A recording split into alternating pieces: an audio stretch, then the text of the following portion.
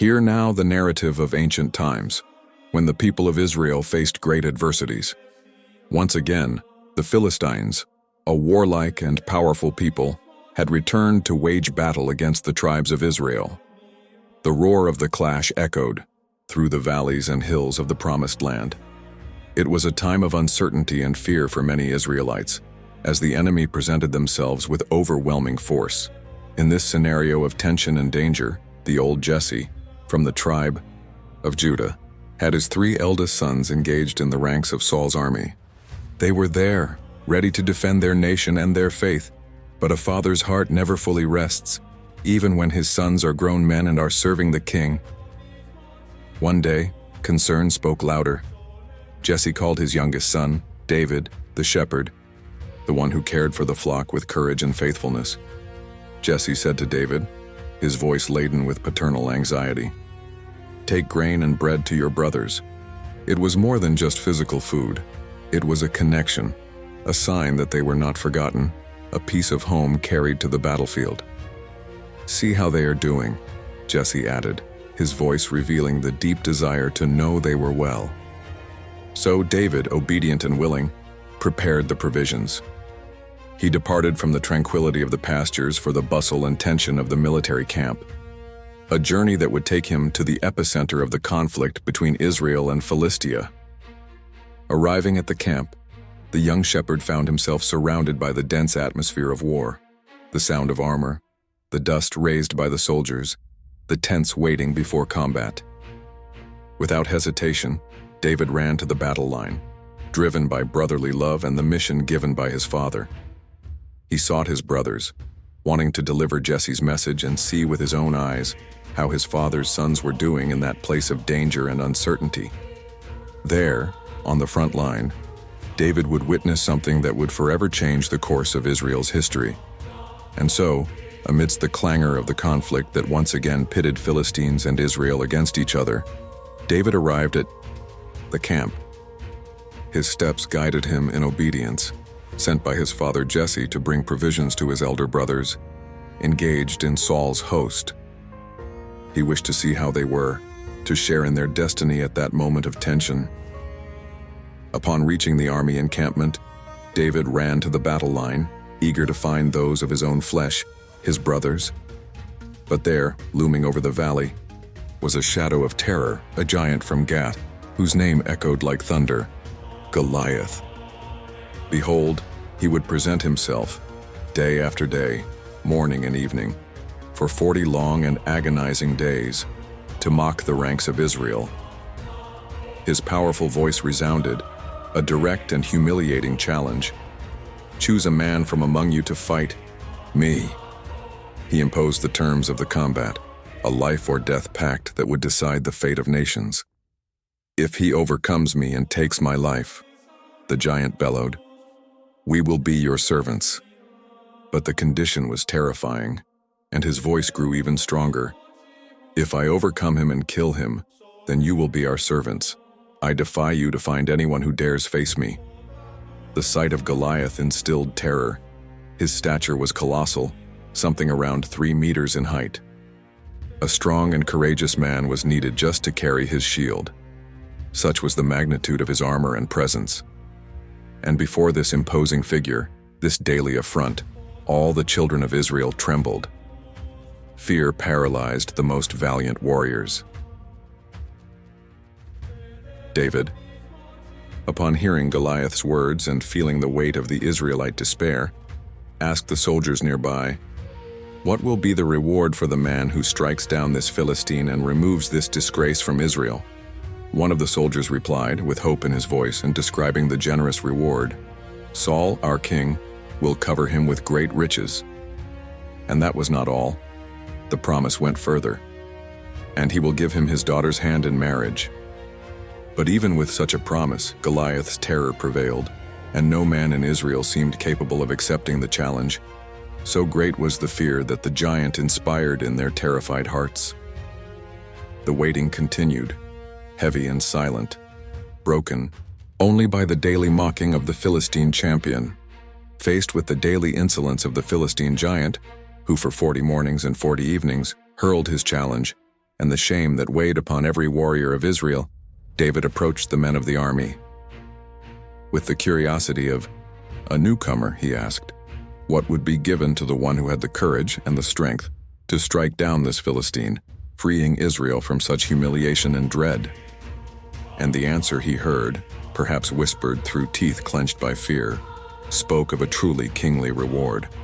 Saul, the king of Israel, promised immeasurable riches to that victor, treasures that would change any man's life forever, and not just fortune.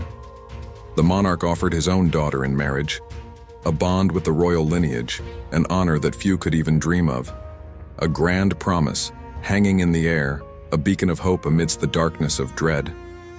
But however brilliant the promise, it could not dispel the cloud of fear that hung over the Israelite camp.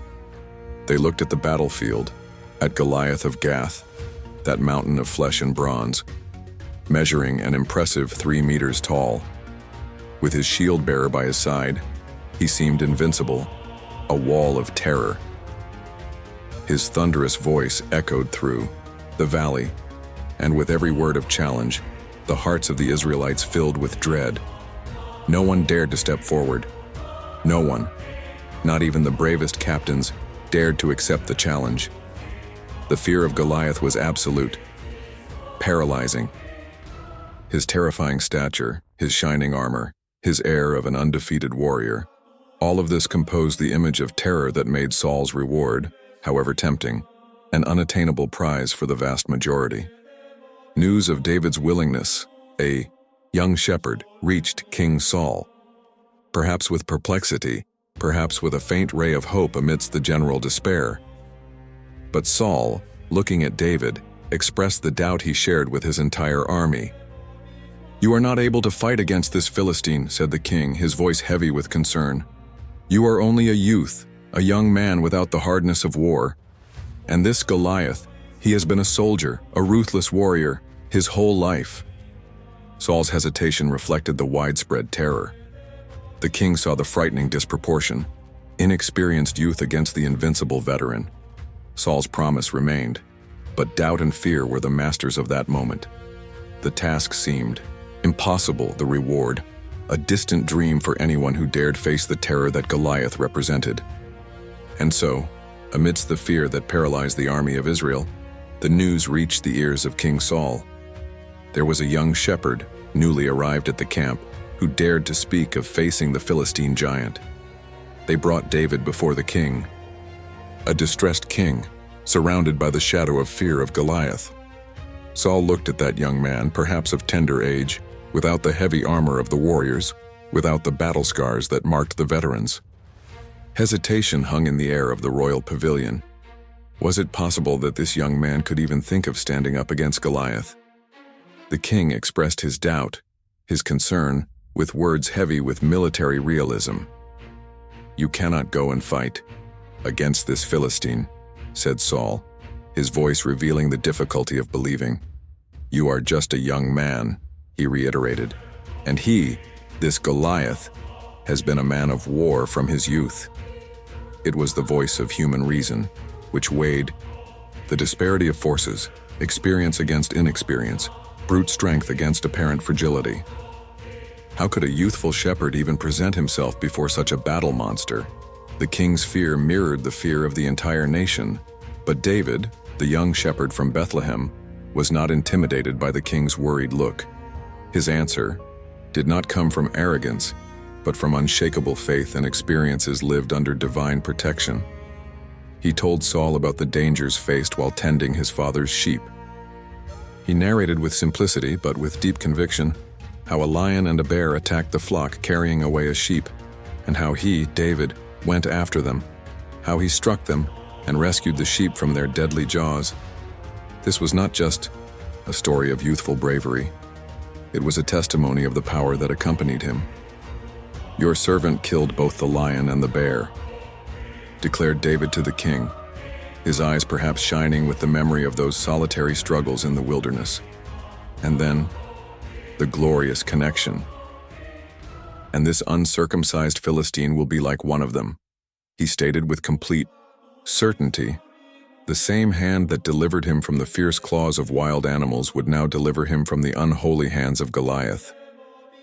David's confidence was not in his own strength, but in the certainty that Jehovah delivered me from the paw of the lion and the paw of the bear, and he will deliver me from the hand of this Philistine. In the face of such faith, such conviction based on the history of God's deliverance, King Saul, despite his initial hesitation, could no longer deny it. There was something in that young man, a spirit that transcended military logic. Hope reignited, a flickering spark, but present. And so, with a concession that seemed to defy logic itself, Saul uttered the words that would seal the day's fate. "Go," said the king, entrusting the future of Israel into the hands of that unlikely champion, and added, recognizing the source of that boldness, "And may Jehovah be with you." The stage was set for the impossible. Saul grants permission. Words issue from the king's lips, invested with a grave authority that echoes across the plain. "Go," declares Saul, "and may Jehovah be with you." A phrase charged with destiny.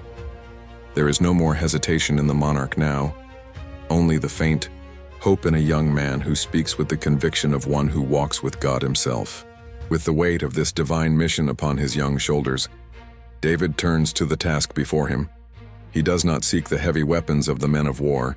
He does not dress in the armor that would suffocate him.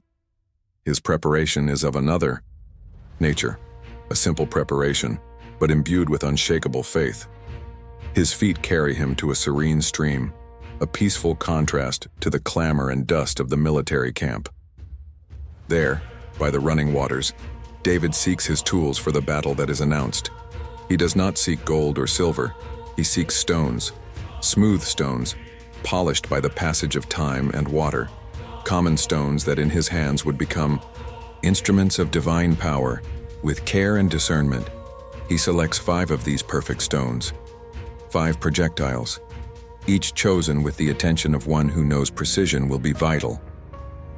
He picks up the stones one by one, feeling their weight and smooth shape, imagining their flight towards the giant. Each stone placed in his shepherd's pouch, a symbol of David's confidence in means that the world would consider inadequate, but which God would transform into power. Next, David takes his sling. The sling, the humble instrument of the shepherd to protect his flock from wild predators. This rustic tool, which once drove away lions and bears, would now be raised against the terror of Israel. With the sling in hand and the 5 stones in his pouch, David is ready, his gaze fixed on the valley, where Goliath mocks. There is no shining armor, only the simple garment of the shepherd. There is no sword or metal shield, just a leather sling and river stones. And so, the young man, the anointed shepherd, advances. He walks towards the giant who defied the armies of the living God. His step is firm, his soul is calm, for he knows he is not alone. Permission was given, the preparation made with the simplicity of faith. Now the path leads him directly to the confrontation that will decide the destiny of a nation. What awaits him ahead in this valley of disbelief and fear? And then, the moment arrived. Young David, the shepherd, the unexpected one, advanced onto the field, while the giant Goliath saw him and could hardly believe it. He was just a boy, a youth lacking heavy armor, without the insignia of a veteran warrior. Mockery echoed across the plain. "Come here," roared Goliath with contempt, "and I will give your corpse to the birds and the beasts." What an affront, what disdain for life, and for God's promise. But David's answer did not come with metal or shield. It came with the strength of faith and the certainty of divine providence. "You come to me with sword, spear, and javelin," declared David with a steady voice, despite his youth, "but I face you in the name of the Lord, in the name of the Lord of hosts, the God of the armies of Israel, whom you have defied." And then, with an audacity that could only come from above, he proclaimed the inevitable, "Today, the Lord will deliver you into my hand, and I will strike you down." Why, what boldness, what unwavering confidence in the greater power. Without hesitation, without flinching, David ran toward the giant. His steps were light, agile, contrasting with the weight and slowness of the Philistine. He did not fear, for he knew who fought with him. He took a smooth stone from his pouch, carefully selected from the stream, placed it in his sling, the humble weapon of the shepherd, but which would become the instrument of divine justice. With all the strength of his arm, fueled by faith, he hurled the stone. The projectile sang through the air with deadly speed, a small point of rock against the immense figure of Goliath. And it hit. It struck the giant right on the head, at the vulnerable spot, precisely where divine wisdom directed. The impact was devastating. The terror of the armies, the champion of the Philistines, staggered. His colossal body swayed for an instant, and then, with a crash that echoed throughout the valley, Goliath fell dead to the ground. The invincible was defeated. Seeing their champion fallen, the Philistines were seized by panic and terror. Their pillar, their pride one, was prostrate. Fear overcame them, and they fled. They fled desperately from the battlefield. And the Israelites, once paralyzed by fear, now inflamed by David's courage and the demonstration of God's power, ran after their enemies. They pursued the Philistines, most slaughtering them, and achieved an overwhelming victory that day. The battle was won, not by military might, but by the unwavering faith of a young man and the mighty hand of God. What a lesson for all of us, that the size of our challenges should never outweigh the size of our faith in the one who strengthens us. And so, we reach the end of another journey through the sacred scriptures. If this message has touched your heart and enlightened your understanding, we ask that you leave your like, your comment, and, above all, that you subscribe to support our project of carrying the word forward. May the peace of the Lord be with you, and may God richly bless your life.